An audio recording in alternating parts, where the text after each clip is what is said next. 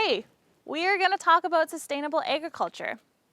Now, when we think about agriculture, we typically think about the animals and plants that are grown and raised on a farm, and sometimes the secondary products that come from that, such as fibers. Sustainable agriculture, however, is different, and it's a really great thing to learn about.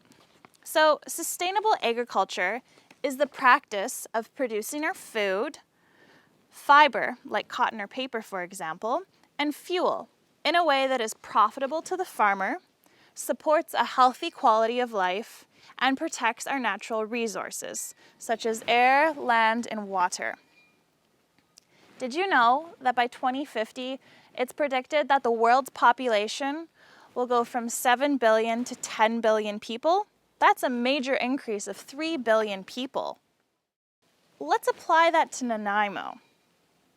If we divide 10 billion by 7 billion and multiply that by Nanaimo's population of 90,000, we get approximately 125,000. This is an increase of approximately 35,000 more people. That's a lot more people to feed, right? So let's break it down to an even easier way to understand. Let's compare it to our local high schools.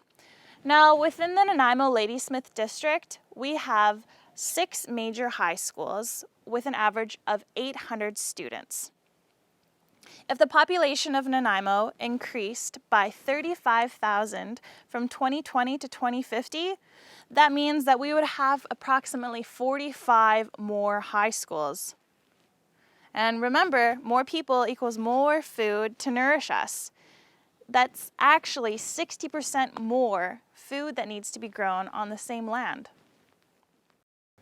So with needing 60% more food on the same land or even less, we need to realize that land is one of those natural resources, and it's a finite resource, meaning we only have a certain amount. This is an example of a limiting factor when we're talking about agriculture. Water, for example, is another limiting factor. If we don't have enough land or water, it makes it difficult to produce food. Crops may outcompete each other, and they also may dry up for lack of water.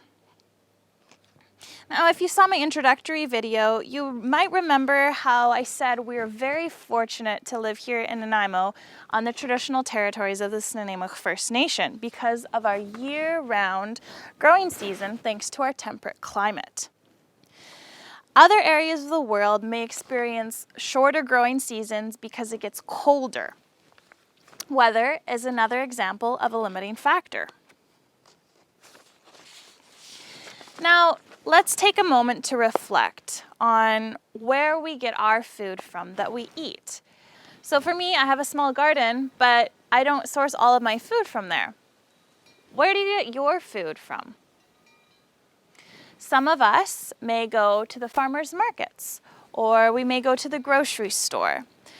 Something that's super great and really supportive of our local community and economy is a community-supported agriculture box, for example, where you pay a certain amount of money and then it's kind of like a subscription. You get a certain amount of food every week. There's also community-supported fisheries too.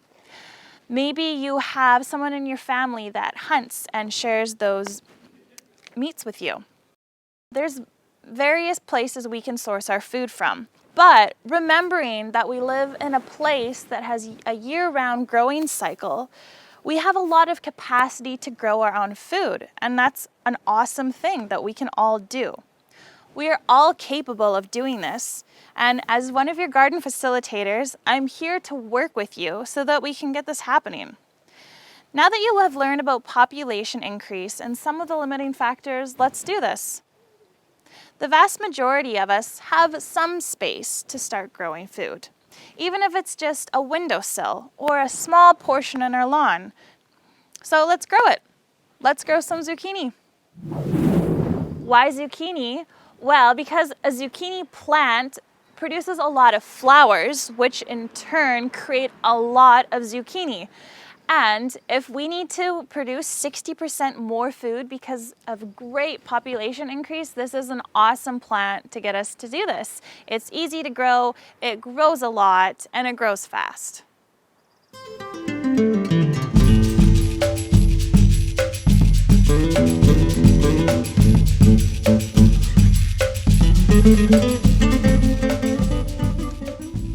Okay, it's time to grow zucchinis. So before we begin, we need to make sure we have all of our supplies. The awesome thing about gardening is that you can use so many things as growing vessels. The bottom of a milk jug. So what I have here is I have a pokey object. I have a screwdriver. You could use a pen. And I'm just gonna stab the bottom to allow holes for that water to seep out. Just like, you know, just, you know, a couple more. Okay, another container. I've used an egg carton for this one. You can even use a paper bag. You just fold it a circular way, and there you go. This is a recycled plastic pot. This is even a tray that had cans on it that we can just fill it up with dirt. This is a little coconut husk planting pot, and yeah, you could even like dig a hole in your lawn and put it right in there. That totally works.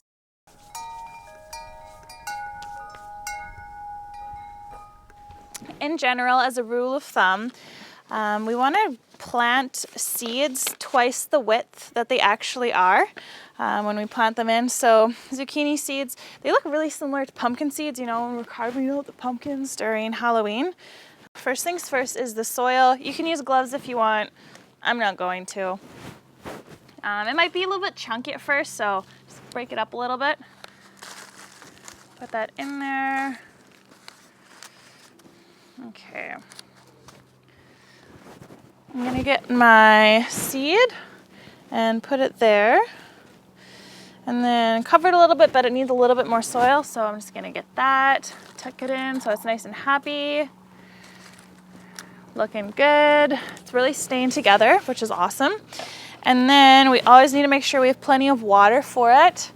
So I'm gonna water my little zucchini buddy here. And, you know, making sure to monitor it every day. And then I'm gonna put it in a really sunny spot so that it can grow and feed you and your family, and maybe you can give some to your neighbors and friends. And yeah, happy zucchini planting.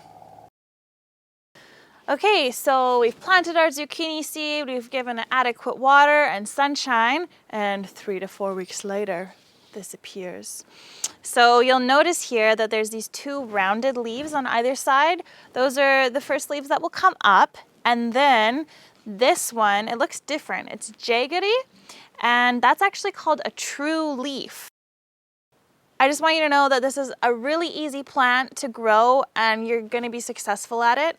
And by doing this, you are becoming more resilient, and that's a very important thing. When we get all of those people here, you're going to know how to take care of yourself and maybe even teach somebody else a thing or two.